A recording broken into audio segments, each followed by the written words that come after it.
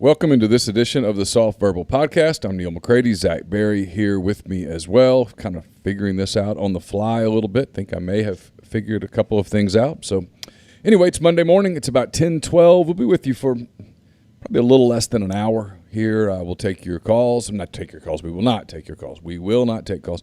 We will take some rebelgrove.com message board questions that I solicited and you guys delivered. So we'll get to those here in a little bit. I'll first tell you that we're brought to you by the College Corner, collegecornerstore.com. You can see that right there on the screen. They've got two sites, two locations, I should say, in the Jackson area. You can tell I'm in a wild scramble here. One is in Ridgeland. It's next to Fleet Feet. The other is in Flowood. It's next to Half Shell. If you don't live in Jackson, it's not a problem. Go to collegecornerstore.com. And they'll take care of you. You can also find them on Facebook. You can also find them on Instagram. So whether you're tailgating in Oxford or home gating with friends and family, the College Corner has you covered for game day. The largest selection of Rebel gear in central Mississippi. I'm coming to you from the Clark Ford Studios. Clark Ford's in Amory, Mississippi, 662-257-1900. Call that number. Ask for Corey Clark. Tell Corey what Ford product you're looking for. He'll send you a quote within 15 minutes in business hours, right to the bottom line. No hassle, no haggle. You get your quote. And the rest is up to you. You can do what I've done, and that's hop into a Clark Ford today. You will not regret it. You'll absolutely love it. Clark Ford is they're just fantastic in customer service. Great products, great service. Corey always says he wants to be a truck guy. He wants to be your car guy. He'll prove to you what that means when you make the call, 662-257-1900. Zachary, how are you, sir? Good morning, Neil. Doing well. Doing well. I'm glad to hear it.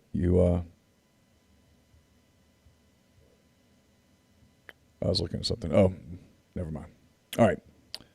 Oops. Hold on. Hold tight. Okay, we're good. All right. So we'll start here. Obviously, the big story in Ole Miss recruiting is Tywone Malone took a visit, I guess, for lack of a better word, to Ole Miss. Yeah, he visited. He visited Ole Miss. He visited Oxford. It wasn't an official visit. The NCAA doesn't allow those. He's not allowed to have interaction with coaches in person. I think they could FaceTime or Skype or whatever over the course of the weekend, which is also silly. But anyway, it is what it is. He was able to hang out with players, football players, baseball players. Otherwise, I think both of us have talked to some different people. You probably have talked to more people than I have. I touched base with a couple of guys, and I think it went as well as one could hope that it would go if you're looking at it from an Ole Miss persuasion. I'm with you. I believe you are correct there, sir. I spoke with people around the program, talked with a couple national recruiting analysts, and they tend to agree that things have started to slowly shift in a big way towards Ole Miss. As everybody knows, he visited around this time last year, before the pandemic hit. He was able to see both facilities in a more in-depth way. He did the whole uniform try-on photo shoot. He got to see, I can't remember. I was trying to figure it out with Chase. I could look at a schedule, but that's a lot of clicking to do. It was either Xavier or Princeton. He was there for that weekend series. So he got to see a baseball game. He met with the coaches. So this time around, if you look, I just put it on the site. Adam Friedman, the regional recruiting analyst up there in the Northeast, spoke with Tywone after his visit. And it was pretty glowing report on Ole Miss's end. He talked about he came down with his mom this time around. The first time it was him and his dad. So both parents have seen Ole Miss now. He said it was great, said he got to see the campus more, got to see the facilities, and just go around the town. I think that's the big thing, because he figured out what he was getting the first time around when he got to see everything before the shutdown. This time it was more of, okay, what's it going to be like to live here? Wanted to see, the dorms, wanted to see the town. The big thing I think for Ole Miss was he was able to hang out with Jerry Neely and John Rice Plumlee, obviously the two Ole Miss football players that play baseball as well. He said that they talked a lot about how they managed their time going from baseball to football, and how they handle jumping from season to season. So that was huge. I think that that was obviously the plan, whether that was orchestrated or not. I'm sure it was, but I'm sure Kiffin and Chris Partridge and then Carl Lafferty and Mike Bianco were like, hey, make sure you talk to him, tell him about how you guys handle your business going from sport to sport. But yeah, I mean, he got to he zoomed with the coaches plenty because that's all they can do right now. So they talked a ton about what football brings and what baseball brings. I've talked to several sources that say that Lafferty and Bianco did a phenomenal job showing him, presenting to him what a baseball career would be like at Ole Miss. And I think that puts Ole Miss ahead because, as we have talked about, as Chase has talked about on the board, baseball is, this is just as much a baseball decision as it is a football decision. My Futurecast has been in since December. I think that's when things started to really shift towards Ole Miss. And as of right now, I don't think I'm going to budge. I think Ole Miss really separated themselves from Florida State. I think the Seminoles were really coming hard after their visit. Mike Martin Jr., who's now the coach there for baseball, did a nice job.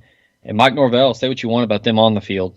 They've recruited well, and I think that they really closed the gap. But I think after this weekend, Ole Miss is looking good for February 3rd. Yeah, I do too. Like I said in 10 Thoughts last night, I don't do Futurecast because if I get one wrong, I'll never hear the end of it, and that's sort of – so I borrow trouble. So I don't do them, but if I did, I would do one very comfortably here. This has been over for a while, in my opinion. Yeah, I think that too. And look, I'll say this. I think a huge feather in the cap for Ole Miss this past weekend, students were there. I had heard from a couple people that the square was buzzing, socially distant. Of course, everything's not like it normally is. It's pretty. I'm being serious. No, it's pretty close. It's yeah. The bars are getting pretty full, which is good. They're kids. Well, everybody's getting out there. They're pushing, shoving, fighting in bars, having a good old time. Yep. But I think it was good for him to see the square and to see campus with people on it.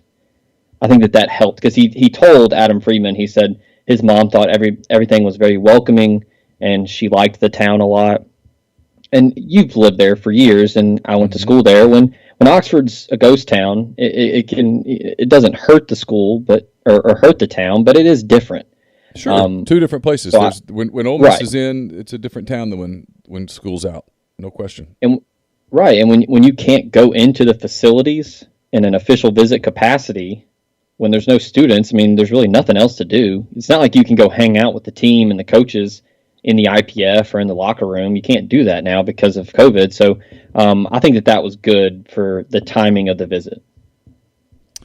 Okay. I asked for questions, rebelgrove.com. I got a bunch. A lot of them are kind of repetitive. That's okay. Not everybody always reads the thread before they ask their question. So if your question doesn't get asked, don't get offended. It just means that it was already kind of basically answered. And we won't go into a great detail on a lot of these because a lot of them are just quick answers. For example, Marine Rebel 18 says, what's the deal with Trevin Wallace, the linebacker who did not sign in the initial period? I think Ole Miss has kind of moved on. That's all. I think he's trying to justify a reason to kind of go to Auburn. Kentucky's recruiting him pretty hard. I don't anticipate that Ole Miss will sign him on February the 3rd. I haven't really heard much about him lately. I know there was a ton of buzz right before the early signing period. You and I talked. I think there was some heavy interest. Yeah. And I think a lot of people thought Ole Miss might have a shot. He's tight with Travis Williams, who was at Auburn, who's not being retained by Brian Harsin. I still think that he really liked Coach Williams. I think he also liked Auburn. So I think at this point he's trying to figure out what his situation is there. He's talked with Harsin already. They've kind of probably ironed out some things where it's like, hey, I'm not keeping your guy, but we still would love to have you. So, I don't think Ole Miss is really pushing for him at this point. Yeah, I don't either. Trey War says, what's the latest with basketball recruiting? Is the team underperforming so far hurt their chances with anyone? No. It really hasn't. The latest is there's still a holding pattern for Brandon Hatley-Huntfield.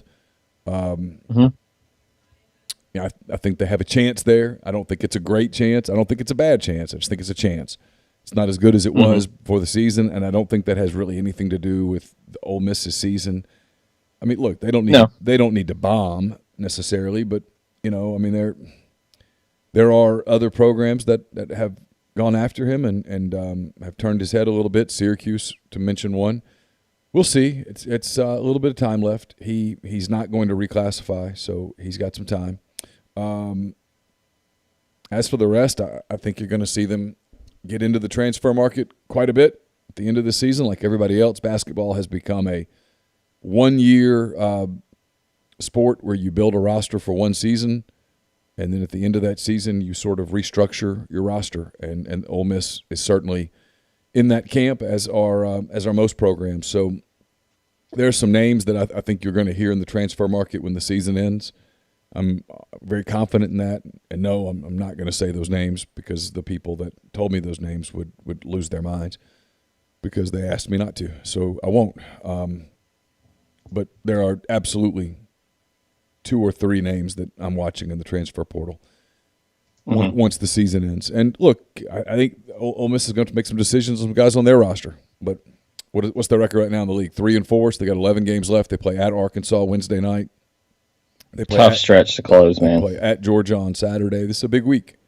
If you go 2 games against Missouri, who's really good. Yeah, but at this point, they need those games. You need it to be a tough stretch because if you're going to make up losses and turn and become a bubble team, become a tournament team, you're going to have good wins. And to get good wins, you got to play good teams. And the first one of those opportunities, no matter what you think about Arkansas, their net's pretty good, and a win at Arkansas would be a big boost for this team. Nope, they're not. William says, more mystery players, exclamation.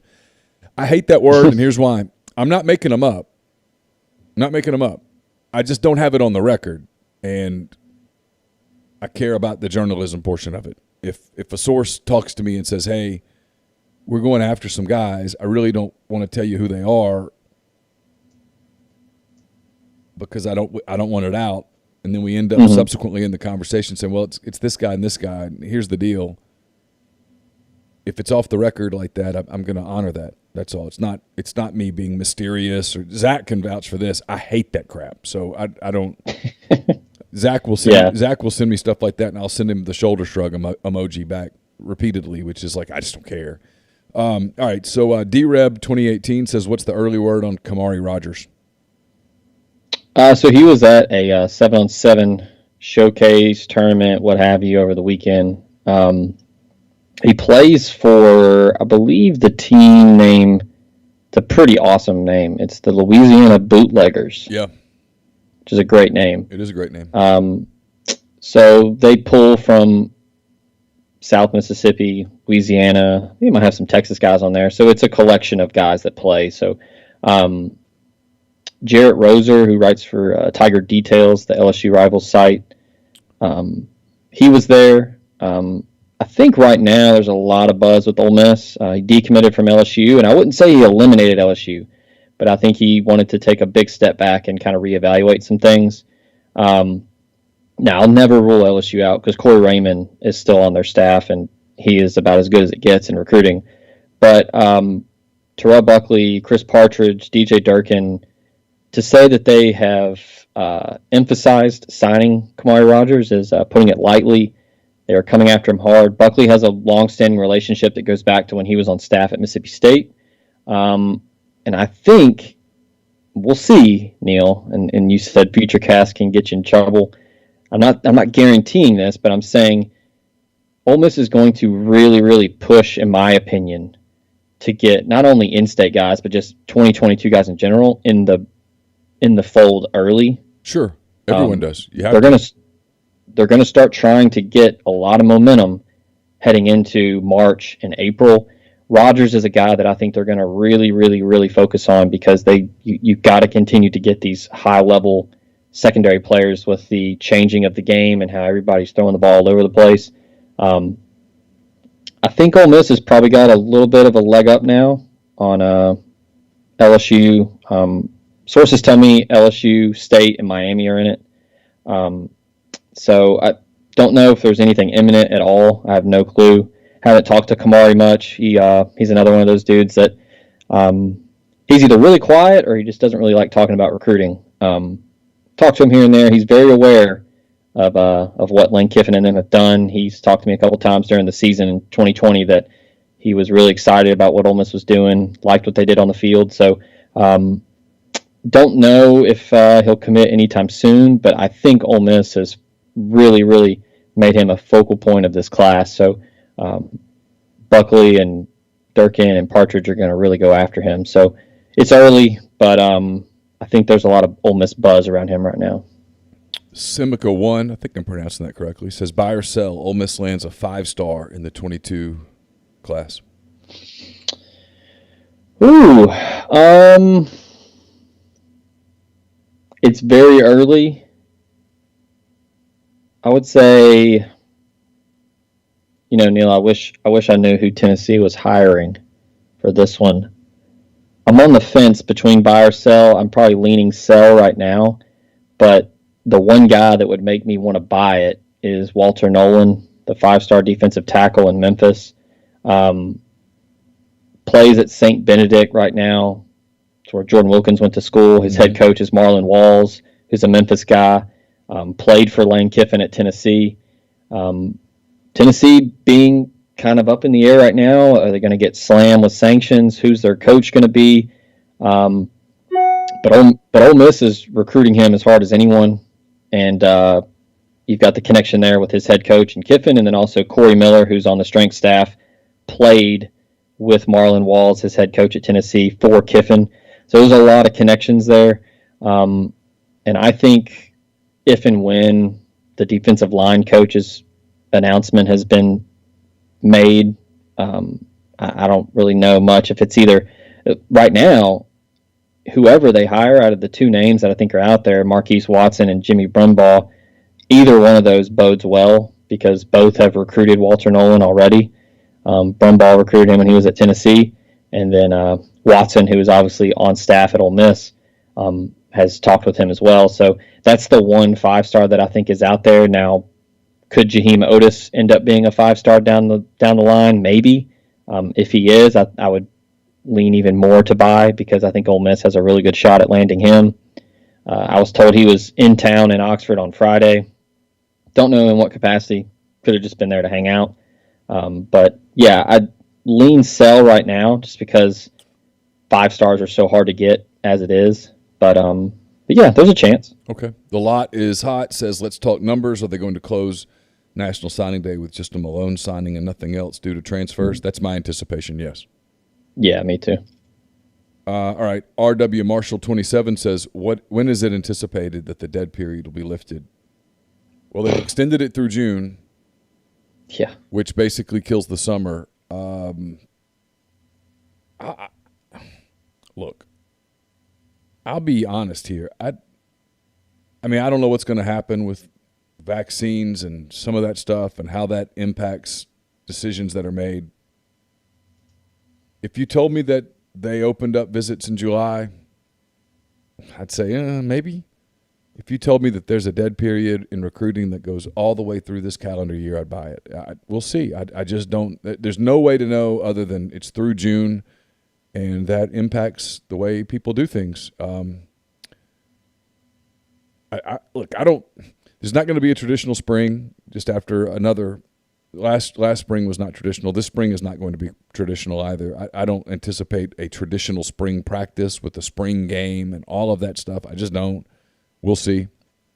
But I don't think you're going to get the recruiting the way that the coaches are used to doing it.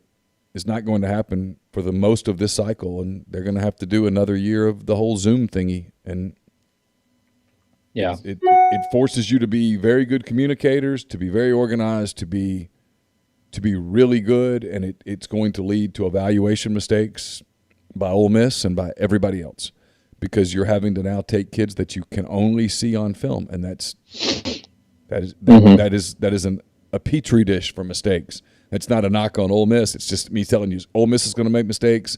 Other schools are going to make mistakes. Mistakes that normally would not get made in terms of evaluations are going to get made. Fabia says, is the staff planning on signing some true linebackers in the next class? I mean, I would certainly assume so. That's the plan.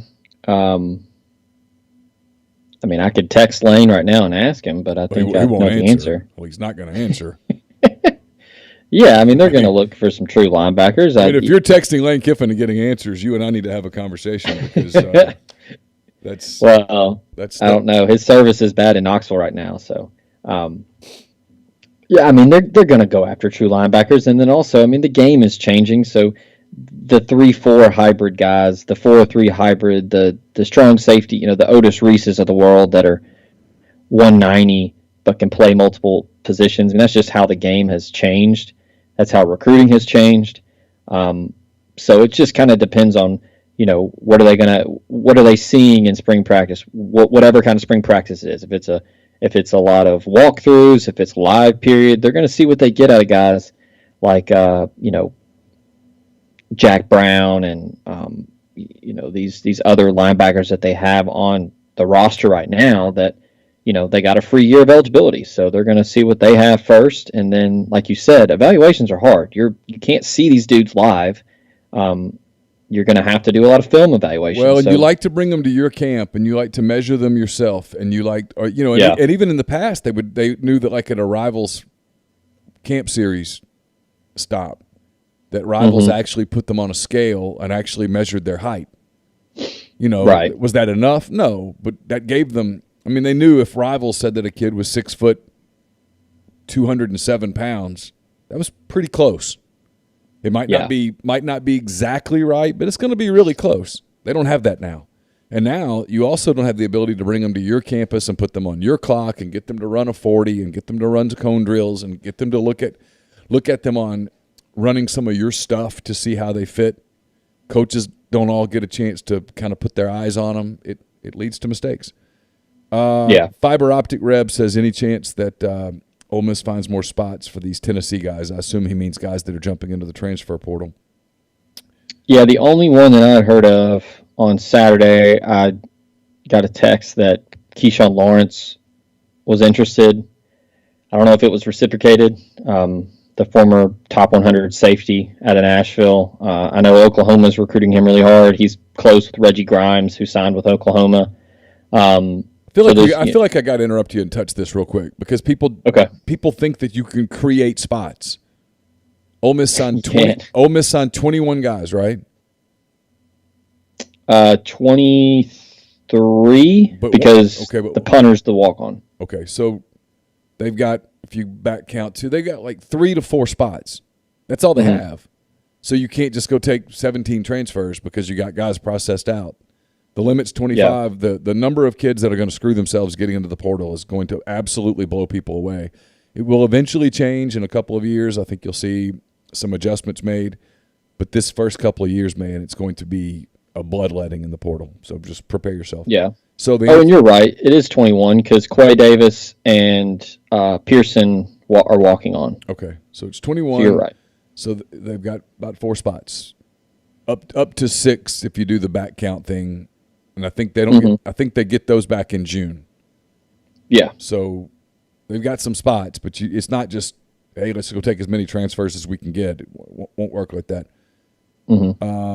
Hill Rebs says, do you think Hudson Wolf is ready to contribute next season? I think that's the anticipation. Yeah, and certainly with Casey Kelly suffering that injury in the offseason, probably everybody's different with knees. Some of these dudes are just freaks and can be back. And, what was it? Amari Rogers at Clemson, T. Martin's son, tore his ACL and was back full speed in like 4 months. It was crazy. They don't really know what he's going to be like. Might be out till June or July. So, yeah, I mean, you've got DeMarcus Thomas, who's still recovering from the heart scare.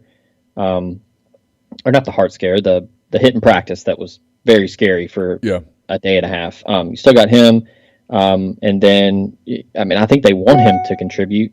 They certainly anticipated him being ready. He's coming off that very minor surgery that he had during his senior season, but as of now, he's been medically cleared. I think the anticipation is for him to come in and be a factor right away. All right, we have a question from North Tampa Rebel that I'm going to tease, and then I'm going to tell you about a few of the people that make this possible. He says, what are the biggest 3 factors in Arch Manning's recruitment? Before we answer that question, I want to tell you that this podcast is also brought to you by Daniel Barfield and Barfield Wealth Management. Founded in 2000, Daniel Barfield has been serving individuals and businesses in the Oxford and North Mississippi area for more than 20 years. Daniel carries both CFP and CPA designations, is affiliated with the Advisors Resource Council, which is a registered investment advisory firm with offices in Oxford, New Orleans, Dallas, and the surrounding areas. Daniel Barfield and his staff offer comprehensive financial planning, including investment management, estate and tax planning, insurance planning, and business retirement plans. He wants to thank his current clients for putting their trust in him and his firm, and welcome new clients interested in learning how BWM can help achieve their financial goals. Please contact Daniel at 662-236-6454 or visit his site, barfieldwealthmanagement.com, to learn how he can help you. We're also brought to you by Billy's Small Batch Bacon. My old friend William Stitt has mastered, and I do mean mastered, the art of bacon. Billy has spent 3 decades in the restaurant and hospitality business, and bacon is his passion. Billy uses bacon selected from the finest hogs, hand-turned every 2 hours in small batches, rubbed with nitrate-free pink curing salt and brown sugar molasses, and serenaded by local singers and songwriters behind the stage at Old 27 Grill, Stitt's Restaurant and Grocery in Fairhope, Alabama. Billy has perfected the bacon curing process. It takes 8 days to perfectly cure bacon, not 7, not 9, 8. So try his bacon. You may never eat supermarket bacon again. Go to billysbacon.com. That's BILLES bacon.com. Try it today. Order 5 pounds or more, and you get a free Billy's Bacon hat. And we're brought to you by Alpha Specialties, located at 1670 Highway 80 in Pearl, Mississippi. It's your trailer-specific professional. If you want to haul it, they can call it. Alpha is the premium trailer dealership in Mississippi. They've got Load Trail, the premium brand trailer, the highest quality utility equipment dump and gooseneck trailer being built today. Fully primed and powder-coated, Load Trails come with an industry-leading 3-year warranty and 2 years of roadside assistance. Alpha also has Hallmark cargo trailers, one of the most quality cargo trailers on the market, perfect for hauling goods to markets and shows, ATVs to deer camps, hauling race cars, and much more. They can even work with third parties to have game day trailers and concession trailers built just for you. For podcast listeners, Alpha has spare tires and wheels starting at just $100, a full selection of trailer parts and accessories, hitches, winches, straps, and more. They also do all types of truck accessories. Listeners can get 10% off a yearly trailer service and inspection at Alpha's full-service shop, and they can repair all types of trailers, concession, horse, utility, enclosed, gooseneck, RV, and more. Give them a call, 601-932-9798 or alphaofms.com. Make sure you tell them that you heard about Alpha on the MPW Digital Network of podcasts. All right, so, Zach. Yes. The question is, what are the 3 biggest factors in Arch Manning's recruitment? I don't know. Do you want me to go first? I mean, do you know? Or are you guessing? Well, no, I mean, I don't actually know. I'm just going to guess. All right, so here are your guesses. Go ahead. Well, I think the first thing is because I've learned, Zach, that people are very sensitive about this topic. This is a sensitive issue to a lot of people. Right. I think first and foremost, just knowing that family and how they've handled recruitments with their other sons in the past. I think the first thing is going to be what kind of solid footing is the program on?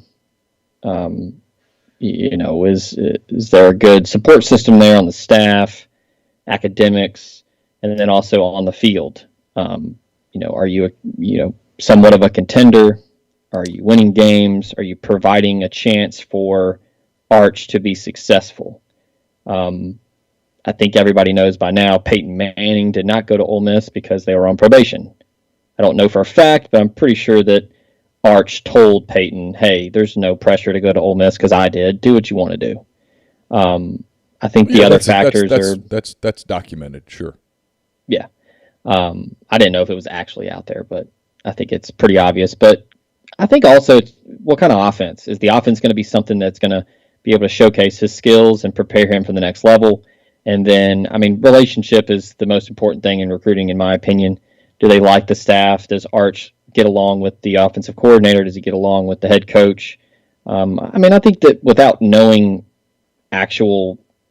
the answer for the three factors, I think that that's a pretty safe bet. I think they're going to want to avoid scandal. They don't want to go someplace where it's a scandalous program. They don't want to go someplace where there's probation. They don't want to go someplace. He doesn't want to go someplace where all of the things you just said. They want to play in a pro style offense to get ready for the NFL. Look, people ask all the time, what are the schools that you hear buzz on? There's a ton. Oklahoma, you hear them a lot. You hear Texas a lot with Steve Sarkisian. I buy Oklahoma more than I buy Texas. I hear Alabama. They've had success with quarterbacks of late. I hear them a lot. I hear Georgia a lot for reasons that I don't completely understand, but I hear Georgia a lot. Yeah. You're going to hear Duke. It's not real. No. You're going to hear North Carolina some. I don't think that's real. You're going to hear Ole Miss. I think that's real. You're going to hear LSU, and I think there's a chance that's real, but the instability there is hurting them right now. They had a better chance a year ago. A better chance a year ago than they do today. Talk about scandal now. Yeah. Somebody will be cute and throw Virginia in just because of his mom. Well, listen, I'm going to say this now. She's a major player in this decision, as most moms are. Yeah. She's a bigger player in this decision than his grandfather, than either of his uncles. I mean, the people that do this, he's going to do whatever. He's a kid who comes from a family that includes a mom, and she's going to play a role in this. And I'm just telling you, a big role. If you told me that there was one person in the family who had the most influence on this decision outside of the kid himself, I would say it's Ellen. Nobody else. I would say it's her. I wouldn't even hesitate. She has a much bigger say in this decision than Peyton does, than Eli does, than Archie does, than Olivia does, than anybody like that.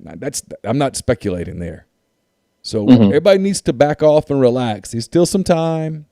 The people that are doing this, he's a lock to Ole Miss thing, you're wrong. He's not. Now, doesn't mean Ole Miss can't get him. Ole Miss absolutely can get him. Ole Miss has a real shot at him, but it's not a lock.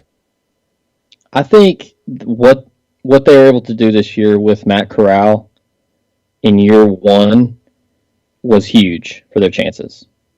I think that it was very obvious that Lane Kiffin and Jeff Lebby know what they're doing. It's an offense that he could certainly thrive in.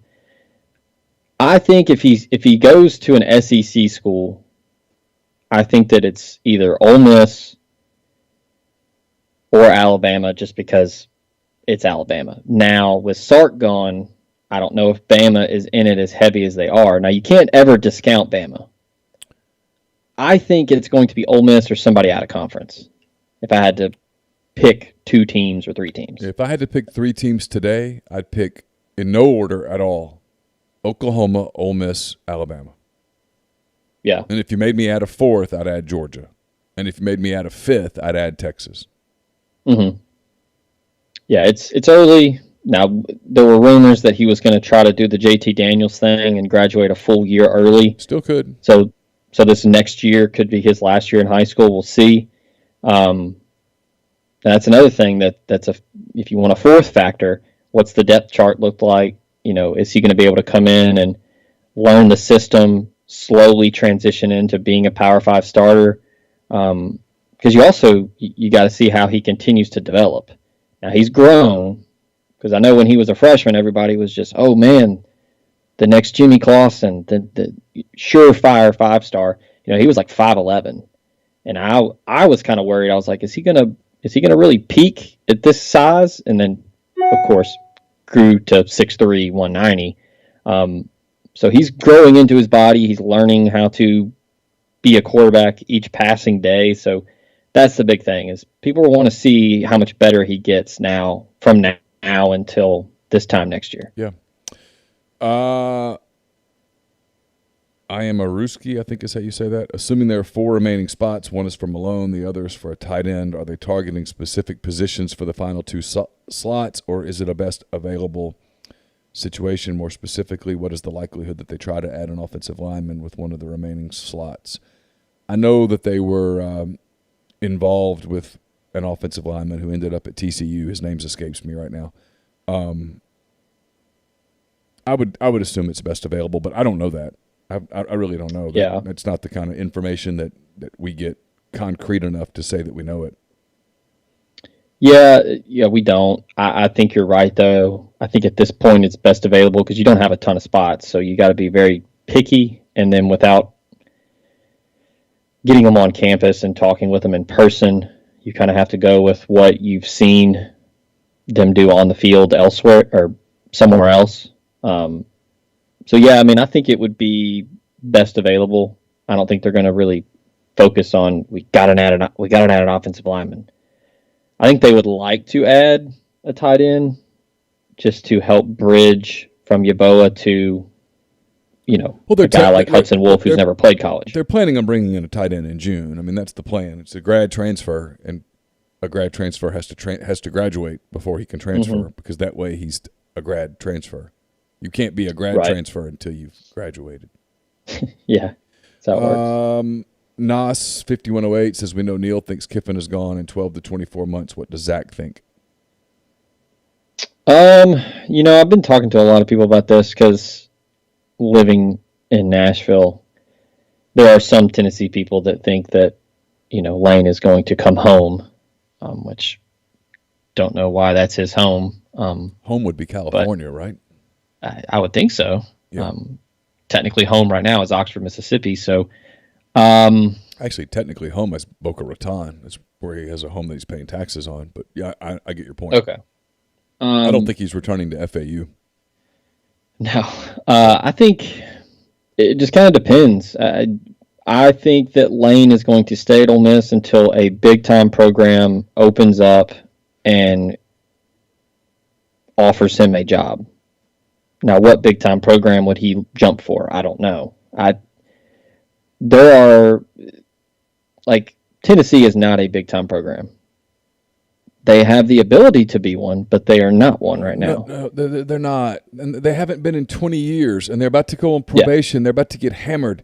Look, there are 6 jobs in the SEC that even when Tennessee is at full bore, they're better jobs than Tennessee. Mm-hmm. And so now I think there's 3 or 4 other jobs that are better than Tennessee, including Ole Miss. So you've got Alabama, Auburn, Georgia, Texas A&M, Georgia, Florida, and LSU. Okay. Those are all better jobs. Those are the 6 best jobs in the league. If you ask 100 coaches to name the 6 best jobs in the league, they're going to name those 6 in some order. Well, frankly, with Alabama being number 1 and probably Georgia or probably Florida or Georgia being number 2, LSU in that range, I don't know, whatever. Those are all elite national jobs. Tennessee's not an elite national job. No. So I don't know what job he could go get. Because first of all, it has to open. And then second of all, they have to interview him, ask if he wants the job. It doesn't look like Southern Cal is opening up anytime soon. Well, rather than doing that, because there's no idea let's just put it this way. If I put the over-under at 23 and a half months, would you go over or under? I'd honestly, as of today, I'd go over. Okay. Because I think he's got a really good thing going at Ole Miss right now. He's got the best returning quarterback in the SEC. Is that crazy to say? No, it's either he or Daniels. It's one or the other. I think it's Corral. If you said it was Daniels, I wouldn't fight you. He looked very good too. They're going to be first and second team All SEC preseason. So he's got the quarterback he needs. The offense is churning. Corral led the country in total offense. They were top 3 in yards per game. I think that this is, trying not to sound like a huge homer here, I think that he wants to kind of sit and take his time and see what he can do at Ole Miss. And again, he can't just call somebody and be like, hey, I want your job. Can I have it? Like, it has to open up. So somebody has to fire somebody. Somebody has to leave a big name program. Because, that's just my opinion. I think it's got to be like a surefire top 5 gig. If he's going to go somewhere again, it's going to be a step up. It's not going to be a lateral move or just barely better than an SEC West program, because there's so much more to it than, well, Ole Miss has a cute little town and they can recruit well. Like, he's got stability at Ole Miss. They have the TV money that is going up. He's going to be in primetime games this year. All of their games, I mean, not all of them, but Florida, Alabama, LSU, they all had great ratings. I anticipate Ole Miss is going to have a lot of primetime opportunities in 2021. So I think he's at least the coach. And again, going back to Arch Manning, that's something else. I mean, if Ole Miss can sign Arch Manning, I think Lane Kiffin would want to kind of see that through. But again, it's Lane Kiffin. He likes to have fun with it. He likes to troll. He likes to throw his name around. I mean, there's no telling. But I mean, I think he sticks around for at least 2 more seasons. The risk of turning this into a 2-year conversation on a message board. I think Jeff Lebby plays a bigger role in Ole Miss's recruitment of Arch Manning than Lane Kiffin does, as of today. Yeah, played a huge role in getting Altmaier. A massive. I mean, massive. He played the role in getting Altmaier. So, I mean, Kiffin is the guy. He's the cachet. If you told me that in 23 and a half months, Lane Kiffin was the head coach at UCLA or in the NFL, and that Jeff Lebby was the head coach at Ole Miss, I would completely buy it. In fact, if you gave me odds on that right now and gave me good odds, I would jump at it. I think it would be a remarkably safe bet. That's the one that I think about is UCLA. But, man, that's such a weird job. And Chip Kelly did an okay job this season. They won. Well, there comes a point where his kids are in California. There does come a point where there's some of that. Look, most of this is basically speculation. Some of it's quasi-informed speculation. We'll see. There's a lot left. I want to see this season play out and go from there. I mean, I want to see this season play out and go from there. That's what I want. I mean, people get mad. People get mad at me, and so let me clarify this. So if I'm wrong and Lane Kiffin stays 6-7 years and turns Ole Miss into a national power, it's good for me. It's good for my business. I'm cool with it. I'm not cheering against that. If you're making me bet on something, just based on things that I hear and things that people say, if you told me that in 2 seasons Lane Kiffin has major opportunities to do something that moves him closer to what I think is probably home, and those of you who don't have children, his kids are out there. His kids aren't in Oxford. His kids are out there. So if you gave him an opportunity to get closer to out there, I'd buy it. If you told me that he got an NFL opportunity in 2 years and decided to scratch that itch, I'd buy it. And if you told me that Ole Miss looked at it and said, we've got a ready-made head coach right here on the staff, let's do that, I'd buy that too. I can tell you people at Ole Miss are really high on Jeff Lebby. I can tell you people in the business are really high on Jeff Lebby. People in the business think Jeff Lebby is going to be a head coach at the Power 5 level sooner rather than later. That's it. That's all I'm saying. But before anybody gets angry at me and turns this into I hate Ole Miss crap that I can't stand, no, Lane Kiffin turning Ole Miss into the SEC's version of Clemson would be really, really, really good for my business, and I would be super cool with it. Mm-hmm. Okay? Me too, for the record. So that's all I'm saying. So I'm not. Yeah, there's no negative. Don't do that. I'm not really in the mood, and so don't. It would be Lane Kiffin turning Ole Miss into an Alabama type of power would be super duper for my business. At a time when being really profitable would be good for me. So that would be great. We have proven to each other that we can sell Lane Kiffin. So I'm not in any hurry for Lane Kiffin to leave at all. Yeah. All right, let's move off that before people lose their minds. Peter Vinkman says, is Leonard Manuel really walking on? There's all sorts of cryptic stuff there, and here's the truth. I don't know. He hasn't spoken to me probably about a year. Yeah, I talked to him about a year ago in person. I don't know, man. I don't know.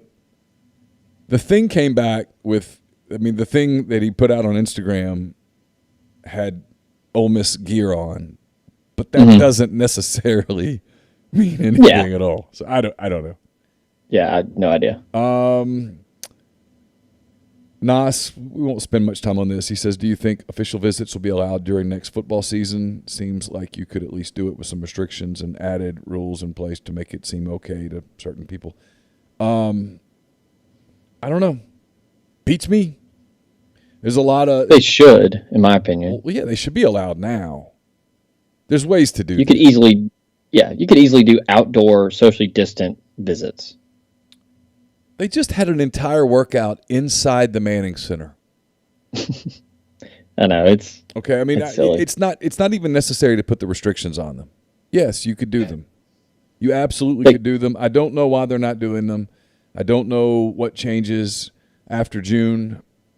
I think we know what it's going to be like between now and June, and then from there it's just going to get weird. Peter says, what kind of a recruiter is John David Baker? I had that on got mauled on the story, just got destroyed journalistically. Just neither one of us saw that coming. I was beaten so badly on that I just tipped my hat to the people who beat me and said, congratulations, I had no idea. But I did talk... To be fair, Neil, it was two of the best in the business. Who? Was it Rittenberg from ESPN and Feldman? Yeah, and Feldman's super connected in L.A. Yeah, I had never heard his name until the tweet came across. I asked Antonio Morales, who used to work at the Clarion Ledger, a good friend of mine. I communicated with him on Friday about Baker. Really considered an up-and-comer in the field. So this is a guy who's like 31 years old, is considered a rising star in college football, is a very good recruiter. He was Graham Harrell's sort of right-hand man for the last, about 5 years. Talking to some people, they said that this is an opportunity for him to really start to flesh out his resume, to not be – he and Harrell are tight, and they might get reacquainted at some point, but that this is an opportunity for him to sort of branch out and build his own brand a little bit more, also to get some SEC experience to go along with the so he's been in – North Texas is in the Sun Belt. So he's been Sun Belt, Pac-12, and now SEC. So at the age of 31, that's really good. He also gets to work with Lane Kiffin. He gets to work with Jeff Lebby. He gets to learn a little bit of that offense as well. He's a Texas boy, so and supposedly he is very Texan. If you get around him, he's very Texan, and so very good quarterback in college too. Yeah, so there's a lot there. Probably a really good recruiter. Probably not a guy that's going to be on this staff or any staff for a long period of time because he's going to be upwardly mobile, but I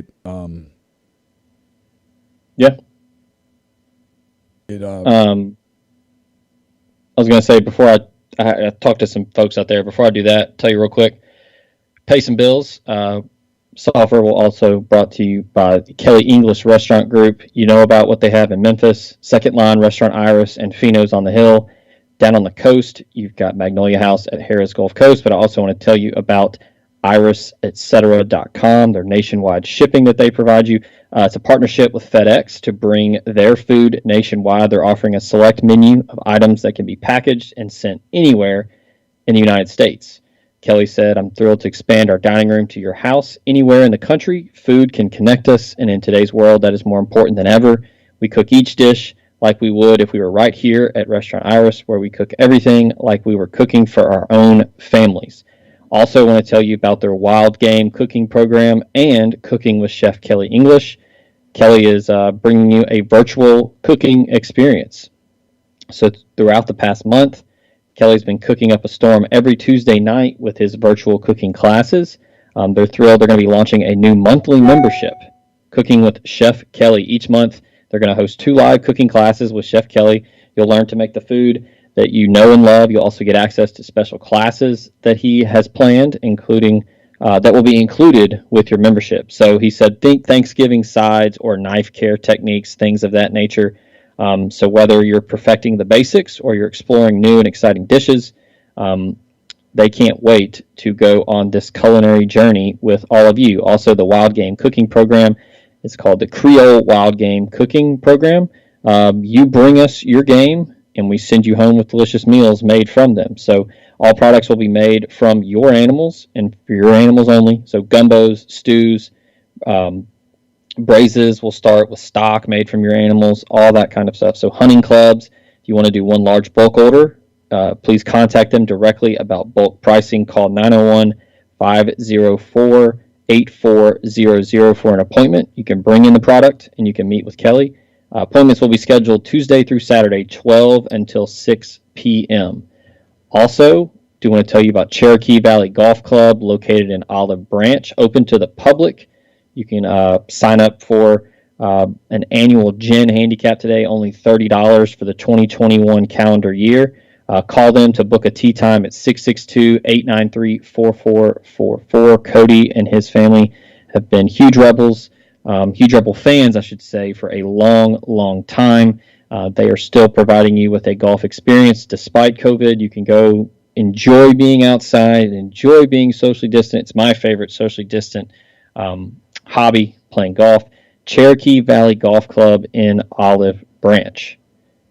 Also, real quick, keep going. Lamar Yard, talked about him a couple times last week and the week before that. 2200 South Lamar in Oxford, Mississippi. Unique outdoor-indoor concept with a full restaurant. It's not just going to be finger food, go out there and enjoy cocktails. They have a full restaurant that they are opening as well, so you can enjoy great cocktails and an actual sit-down experience. It's going to be Texas barbecue that they are going to be bringing to you when it opens here in a couple months. So you can enjoy some smoked meats, some cocktails. They have a fenced-in playground, so you can take the kids out there, enjoy that. It's going to be a humongous space. It's going to be really cool. They're going to have a barn that they have built from the ground up. Huge space, TVs in the barn, in the indoor-outdoor area, so it'll be a great place to go watch Ole Miss baseball, Ole Miss basketball, Ole Miss football, anything Ole Miss related, anything sports related. You can go there and watch, enjoy some great smoked meat from Pitmaster Brad Hayden, and like I said, some great cocktails. Lastly, new sponsor, we welcome Grind Central Fitness. Former Ole Miss football player Nate Vanderberg has started a gym in Olive Branch, Mississippi. Pretty awesome gig here. They do one-on-one personal training. You can get face-to-face, one-on-one with contact instruction from a personal trainer. They can tailor the training around your specific goals, provide you with in-depth coaching. They offer group classes as well. If you're wanting to go in, build some muscle, do some kind of metabolic conditioning, you can do that. So they do high-intensity interval training. And then they also provide nutrition coaching. So you can book a free consultation to get, some guidelines, set some goals with a nutrition coach. They have a certified nutritionist on staff. You can get help dialing in some of those dietary habits that you're looking to strive for in 2021, the new year, new me thing. So all that can be found at Grind Central Fitness in Olive Branch. They're at 9150 Pigeon Roost Road. You can call Nate and his awesome team at 901-409-2864, and you can also check them out at grindcentralfitness.com. Let's see. A lot of these questions at this point are starting to get a little rhetorical. Doug Goose says, who are some natural tie-in recruits in the 2022 class for Ole Miss? There's a lot in Mississippi with Derek Nix and Terrell Buckley being on staff. I think they're going to have a good shot at landing some of the big names. We've already talked about Kamari Rogers. I think there are a couple guys at Germantown, Branson Robinson, Xavier Harris, that they have a really good shot at. Jaheim Otis, we talked about him. They're going to go all in on him. He's probably going to end up possibly being a top 100 guy, massive defensive tackle. I still think they got a shot at Stone Blanton, the guy that from Madison committed to Mississippi State. I don't know how committed he is to Mississippi State for baseball, but he is turning into a football prospect more and more. He's getting tons of Power 5 offers, natural ties there. And then, Neil, you mentioned the Texas influence and John David Baker. Well, there's other Texas guys on the staff as well, Jeff Levy and Randy Clements. So they're going to hit Texas hard every class. And then Florida, you've got Lane Kiffin, Jeff Levy, Kevin Smith. They've had experience recruiting down in Florida. They're gonna go after some dudes in Mississippi in 2022. The class is much deeper this year, but they're also going to go national. And then look, with the uncertainty at Tennessee, they're going to really hammer the state of Tennessee and the Memphis area as well. There's a ton of Power 5 prospects in Memphis and then in the Nashville area. I was laughing at the 24/7. Did they actually put up a story and then have to delete it? No, so I think somebody did the old IL trick, did the uppercase letter thing to spoof a. Some people were talking in our Slack channel about it. I think there's an Alabama fan that has done this over the years, where he'll basically flip his entire Twitter account. But yeah, so for those that don't have ESPN 8, GoVols247 tweeted, "Breaking, we have the scoop. Lane Kiffin is coming home," and it's a graphic that has Kiffin. They actually, I don't think they photoshopped it. There were people that were photoshopping Tennessee stuff on Kiffin. It's like, there are pictures out there where he has Tennessee stuff on. But it was 12 years ago, but still. But the graphic says, "Welcome back to Rocky Top," and it has his signature and head coach. And so that's don't think it's real. No, I can tell you it's not. Sipreb says, what's the difference between Matt, Luke, and Lane Kiffin's staff in recruiting in your eyes? They want your opinion. Night, day, black, white. Yeah. Apples, oranges. Yeah, I mean, where to begin? That you just did it. It one was very state oriented and very local oriented, and one is let's go get players that the prerequisite is, do we think they can win at the highest levels of the SEC, and if they can't, we don't take them. That's the two. Whether one works or not remains to be seen, but that's the difference. Yeah, they have a look and a skill set they're looking for at every position, and they're not going to budge whether they're from Sardis or they're from El Paso. They don't care. Yeah, because it doesn't matter. Literally, the moment that they sign the piece of paper, it no longer matters where they're from. Rebel Commodore is wondering if Ole Miss left too much time between Malone's visit and National Signing Day. No.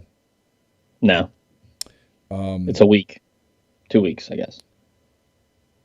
We touched on the new assistant coaches for the most part. I forgot to mention. Yeah. So, real quick, John David Baker was instrumental in getting Michael Trigg to sign with Southern Cal. Ole Miss really wanted him. And I talked with some folks out in L.A. A good friend of mine is connected out there with that program. They did not want him to leave. I'll just say that. The quote that I got was, "Players love him, people love him. He is a rising star, and he is going to be very good for Ole Miss." That was what I was told. Yeah, basically what I was told too. And we're talking to different people, so.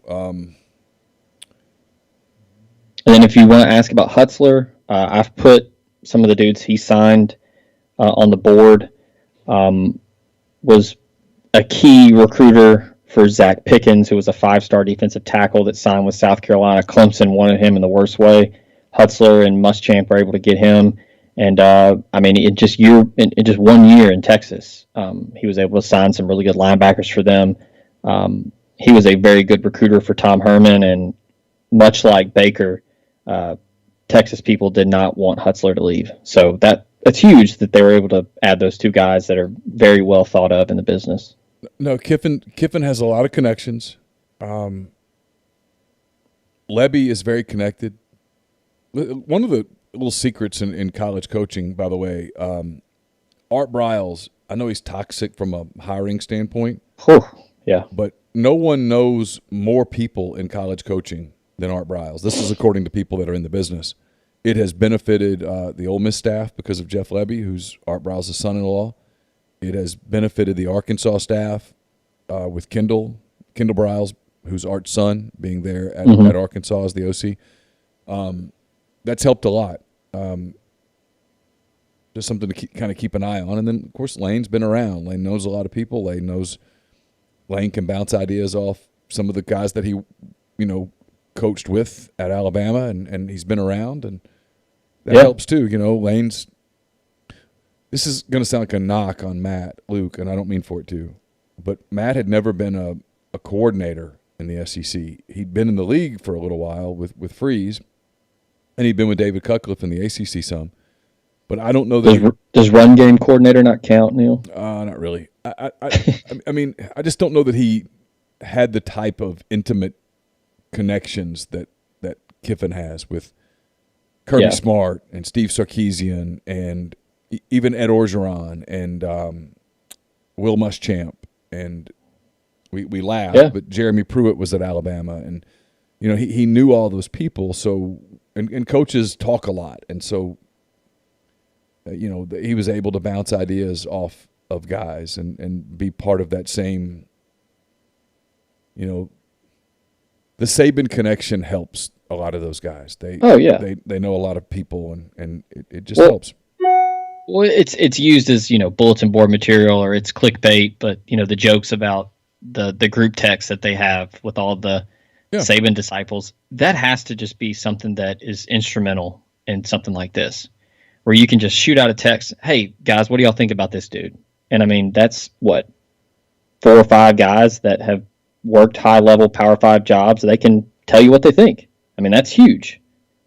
I mean, they were able to get Coleman Hutzler. You want to talk about Baker being a young, rising star. I mean, Hutzler's a guy that graduated from Middlebury, played there, all-time leading tackler, went straight into working at San Diego for Jim Harbaugh. It has not stopped since. It really speaks volumes, because I thought it was, if you go back, and I don't want to turn this into a Hugh Freeze bashing thing, but if you go back to the downfall of Hugh Freeze outside of the NCAA stuff, which I realize is like, other than that, Mrs. Lincoln, how did you like the play?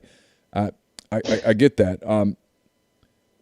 But when Freeze would lose coaches, he had a hard time replacing them with quality coaches. Kiffin loses Blake Gideon, who is also a rising star in the college coaching circles. If you talk to anybody about Blake, they all say the same thing. But he replaces Blake with another rising star. Yeah. That's the difference. He loses Joe John Finley, who I know that Lebby and Clement and all those guys are super high on, and the kids really love. Another kind of guy whose stock is rising in college coaching circles. He loses Joe John Finley to Oklahoma, and he replaces him with John David Baker. He doesn't take steps back. And so it's not it's not that he didn't lose good coaches, because he lost 2 really good coaches that are strong coaches. But he replaced them with 2 really good coaches. And that's what you have to do, because, look, if you have success, ask Nick Saban, right? If you have success, you're going to lose coaches. It's when people go, oh, can we keep this guy long term? You can't think that way, because the answer needs to be, well, if we're winning, no. If it's going well, no. They're going to leave. Saban turns over half a staff every year. It's part of the deal, and so it's about being connected. It's about having coaches on your staff who are connected, and it's about being prepared. And I think Kiffin was prepared. His staff was prepared for a couple of these eventualities, and they went from there. It's the knock on Freeze. It's really the big knock on Freeze. It's not the NCAA stuff.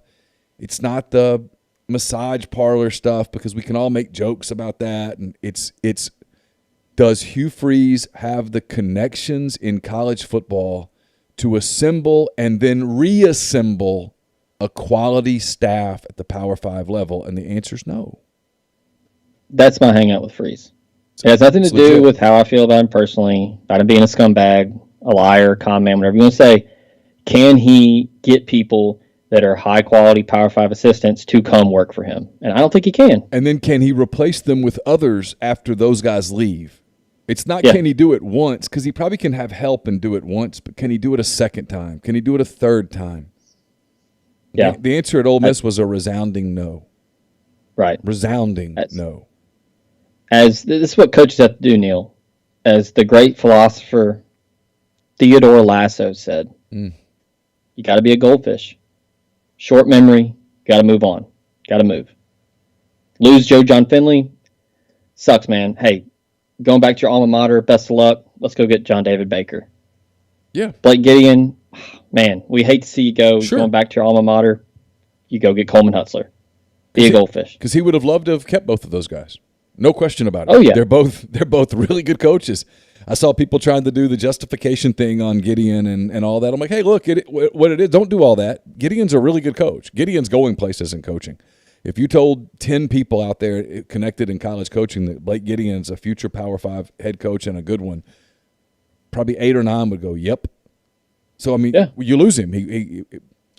But when you hire a Blake Gideon at a place like Ole Miss, or a place like anywhere, you're not keeping him super long. So, and that's good. That's good. It means nobody's hiring the coaches off the ULM staff right now. Yeah. My former alma mater, ULM. All right, this podcast, we're going to finish up here in a second. This podcast also brought to you by Jennings Executive Search. Jennings Executive Search specializes in the recruitment of accounting, finance, strategy, corporate development, and data science professionals from the staff to C-level in all industries.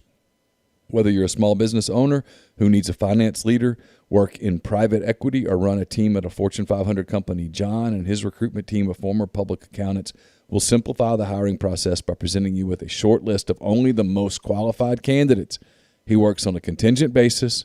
That means no hire, no fee. He will in no way interfere with your own recruitment efforts. If you mention rebelgrove.com or this podcast, John will donate 10% of all top-line revenue to the Ole Miss Athletic Association, earmarked, to the sport program of your choosing. To learn more, search for John Jennings on LinkedIn, email, and by the way, it's Jon, not John, or email John, Jon, at JenningsEXEC.com. That's JenningsEXEC.com. You can also call him at 404-536-3000. And we're brought to you by Muddy Water Camo. Go to muddywateroutdoors.com, enter the promo code Rebel Grove. Until January the 31st, you get 35% off on heated jackets or anything else on the site for the month of January. They, if you order that heated jacket or vest between now and the 31st, so you got less than a week, got to hustle. Had a friend do it the other day. I saw him send me the stuff. You get a free MyCharge portable battery charger. It's $49 value. Comes with every Tri-Zone heated jacket or vest purchased for the month of January. That Tri-Zone heated jacket or vest is really cool. I've got one. It's awesome. It's got 3 different temperature settings, obviously low, medium, high. A triple zone heating with 2 elements in the chest, a large element in the back to keep you warm. It's got duck goose down insulation, windproof shell fabric with water-resistant finish, integrated iPhone charging cable, accessing the inside chest pocket, premium zippers throughout. So it's all there. It's really cool. You'll love it. Again, muddywateroutdoors.com. Promo code Rebel Grove, 35% off. Get the battery charger and free shipping as well. All right, Zach, last couple of things. Real quick, I will say some somewhat breaking news. Northeast recruiting analyst Adam Friedman has entered in his Futurecast for Tywone Malone to pick Ole Miss. So somebody that probably the one I was watching for. Yeah, talked with Tywone. Probably has a good sense of where things stand, being up there in that corner of the country. I made people mad this weekend, Zach, because I got a couple of emails kind of yelling at me. People are like, are y'all going to talk to him? I'm like, well, no, and here's why. Because he's built a relationship with Adam for about 3 years. Mm-hmm. Adam covers that area. He's the top-ranked player in New Jersey. Tywone knows him, trusts him, and I'm sure they had an arrangement. Hey, when you get back on Sunday, or we can do it Monday morning or whatever, let's talk about the visit. Let's do one final reset, and then we'll go from there. And I'm sure that the kid said, cool, let's do it that way. And Adam said, okay, let's do it that way. And he got back, and they did it. And so there are the quotes. And there's his Futurecast. And it was kind of like, well, there's no point in us stalking him around the square and looking like pedophiles who should be arrested when someone who he respects and talks to is going to talk to him within 24 hours of the visit being over. It's all good. Just be patient. And Yeah. My approach was validated. Well, it's like what y'all talked about on hand raised guys with talking to prospective females or males if you're a woman listening, tuning in. I kind of operate under that same strategy when I'm talking to recruits. Now, I've been married for 5 years, so I haven't been looking for any prospective females for some time, but I'll reach out to a recruit. If I don't hear back, I might ping them again a couple weeks later. If they don't respond, that's it. Yeah. They just don't want to talk. And yeah, I mean, he's got a guy like Adam that he knows, he trusts, and that's who he's going to talk to. So Adam talked with me like, hey, I'm talking to him. I'll send it your way when I'm done, and that's that. So at this point, Taiwan probably has his mind made up. And look, he's probably tired of talking to people. He's been doing it for 4 years now. Sure. This is kind of piggybacking off another question. I can't remember where it was. It was in the thread. The 2022 Mississippi crop overall looks really good, right? It's pretty deep. I was told the Louisiana 2022 class is really deep. I was told this is one of the thinnest Alabama classes in a long time, that there's not a lot in it. And I can't remember. There was another state that they said was loaded with players in 2022, but I can't remember what state it was. I heard Georgia, maybe. Well, it always is.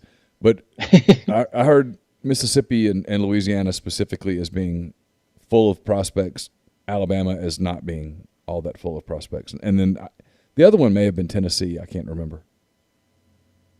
Yeah. But the question was about Mississippi. Is it pretty loaded, or would you say it's typical, or what? No, I mean, I wouldn't say loaded, but it's much better than 2021, and it's pretty top-heavy, and they've got some dudes that can play at the next level. We've talked about Rogers and Otis. Bryson Hurst, the big offensive tackle from Gaucher. Stone Blanton, I talked about him, inside linebacker from Jackson, and then the two kids from Germantown, the running back Branson Robinson, who is adding Power 5 offers left and right, and then Xavier Harris, another big 6'6", 338 defensive tackle. And then we talked about him. I did a story on him. You're pretty high on Blake Gunter, the tight end from Madison, Ole Miss legacy. He's certainly going to be in the mix. Tennessee might have been it, Neil. You've got Walter Nolan. We talked about him. He's a 5-star. Ty Simpson, the quarterback from Martin, he kind of has his pick of the litter right now. You've got the Wade twins that are from Spring Hill. I'll tell you a guy that's really blown up the last couple weeks, Cody Jones, safety from. Is he okay? Yeah, he's fine. Okay. No, he's that sounds violent. I mean, that sounds violent that he blew up, and I just hated that. Yeah. So Cody, right. Safety from Germantown High School in Germantown, Tennessee, right outside of Memphis, didn't play a senior year because of Memphis. Kind of, who knows what they were doing, but Gene Robinson III is the new head coach at Germantown. He played at Whitehaven, played at North Carolina. Very young, up-and-coming coach in high school ranks. I think over the last week, Cody has added offers from Michigan, Oregon, and Oklahoma. Ole Miss is after him. I talked to Cody a couple weeks ago. He said he talks to Lane Kiffin a couple times a week. So that's right in the Memphis area. You've got Cameron Miller. I talked to him a couple weeks ago. And then you've got some dudes out in the middle and East Tennessee area. Langston Patterson, a big linebacker from CPA here in Nashville. His brother went to Clemson. He's got some Notre Dame buzz. Tons and tons of legit Power 5 prospects in Tennessee. So that might have been who you were thinking of. They've got some really good players in the Volunteer State in 2022. All right, we'll wrap it up there. Again, our thanks to the people at College Corner for making this show happen. It's your one-stop Rebel Shop, 2 locations in the Jackson area, and also collegecornerstore.com. For Zach Berry, I'm Neil McCready. We'll be back next week with another edition of the Soft Verbal Podcast. Until then, take care.